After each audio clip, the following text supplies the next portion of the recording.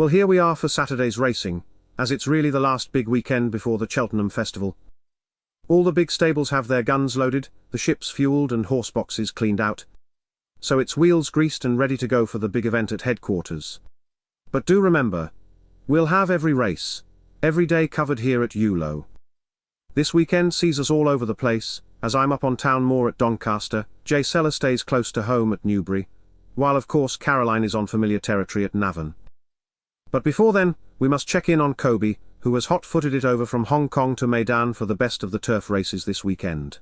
Yo, boss, and what a smacker of a night it was in Hong Kong. Helios Express doing the business for us with the forecast and the place. Came out just like we said in our playbook, boss. Gee whiz, those Hong Kong ladies at Sha Tin are loving us, man. Bring it on. I'm back on Sunday for Romantic Warrior in the Hong Kong Gold Cup, where it's another classic battle for first and second between Voyage Bubble and the best 10 furlong horse in Hong Kong, Romantic Warrior. Tune in on Saturday night for the lowdown. Meanwhile, kids, Title Roll is my push for the 2,000 guineas here at Medan on Saturday, despite Charlie Appleby's Talk of New York being all the rage. But the big show in town is Rebels Romance in the Dubai City of Gold.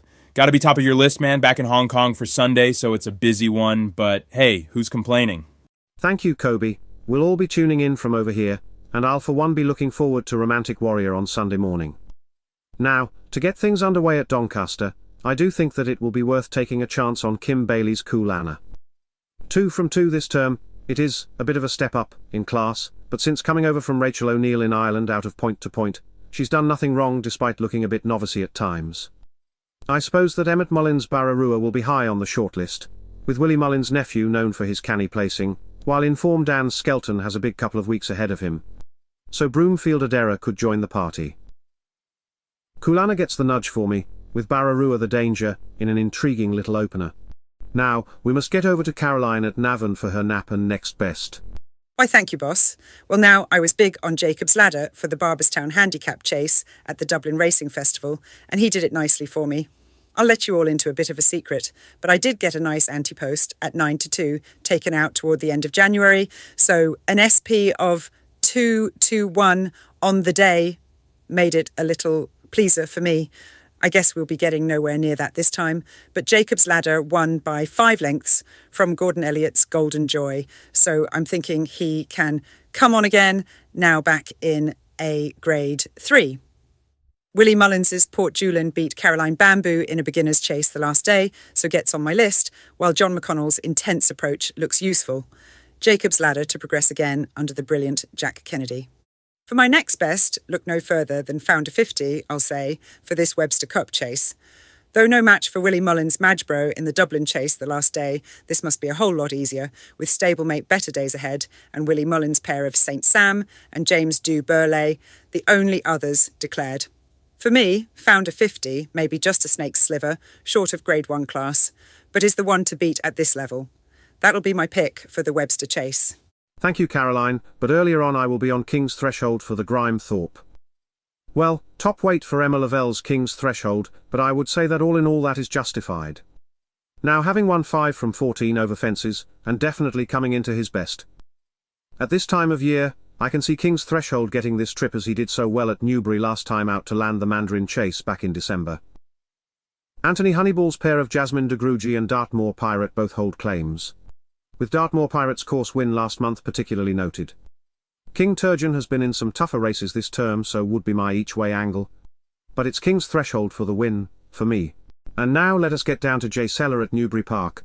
Thanks, boss. And well, let me tell you that the last time Brave Kingdom was here at Newbury in the Mandarin chase, named after you, of course, haha. I thought he was in pole position in the back straight, but that was before Ben Pauling's Henry's Friend put the pressure on, so I reckon just over 2 years on, that's looking a decent form line considering the water under the bridge with Ben Pauling's chasing string since then. But back at Newbury, where Paul Nicholls does do well, Brave Kingdom looks an easy bet to me for this veterans chase. Of course, Joe Tizard's tank, Eldorado Allen, will be a big unit to get past, and this Admirable Grey has been as good as ever this season, I'll give you that. But it's a big ask to give Brave Kingdom over a stone around here, while top weight Capodanno makes a stable debut for Neil Mulholland, having left Willie Mullins, so is my each-way gamble, if that's your thing. Brave Kingdom to make the most of this chance at the weights, with Capodanno a fascinating chance for your lucky 15s, or whatever. Next up in the Greatwood, there's only one horse in town for me. Away from Ascot, where Vincenzo was so impressive to beat the fast-finishing Bad at Ascot last month, it's easy to see why he's going to be at the top of the betting here. Lightly raced this season, and with an entry in the plate at the Cheltenham Festival just 10 days on, should connections decide that's the way to go, I reckon Sam Thomas's Dr. Dino Gelding has a golden chance to win this at these weights in this Premier Handicap.